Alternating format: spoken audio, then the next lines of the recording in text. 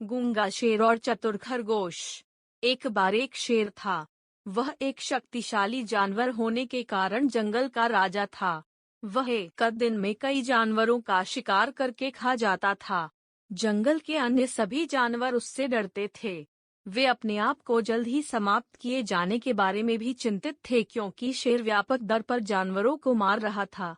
वे सभी एक साथ मिल जाते हैं और बाघ से जानवरों का शिकार बंद करने की गुहार लगाने की योजना बनाते हैं अनुस्वार, और वे खुद उसे रोजाना एक जानवर उपलब्ध कराएंगे। उन्होंने हिम्मत जुटाकर बाघ के पास जाकर अपना विचार उसके सामने रखा। बाघ उस विचार के लिए सहमत हो गया। वे प्रतिदिन एक जानवर को उसके भोजन के लिए बाघ के पास भेजने लगे। एक दिन बाघ के खाने की बारी खरगोश की थी, लेकिन वह खरगोश बहुत चालाक था और वह बाघ का भोजन नहीं बनना चाहता था। वह बहुत धीरे धीरे बाघ की गुफा की ओर चल पड़ा। वह भी अपने तरीके से सो गया, और इस तरह खरगोश के बाघ की गुफा तक पहुंचने में शाम हो गई।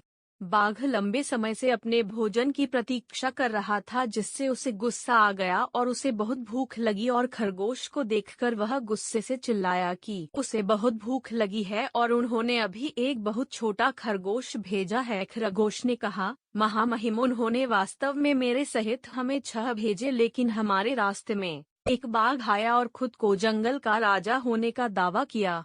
उसने 5 खरगोश रखे और मुझे तुम्हारे बारे में बताने के लिए भेजा। यह सुनकर बाघ गुस्से से भड़क उठा और खरगोश से कहा कि उसे उस बाघ के पास ले चलो। खरगोश उसे कुएं के पास ले गया और कहा कि बाघ उसके अंदर है।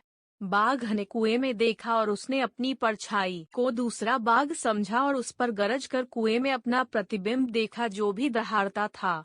उसने सोचा कि बाघ उस पर वापस दहाड़ रहा है और उसे लड़ाई के लिए आमंत्रित कर रहा है, और इस तरह वह कुएं में कूद गया, डूब गया और मर गया। इस तरह खरगोश ने खुद को और अन्य जानवरों को बाघ के हाथों मारे जाने से बचाया।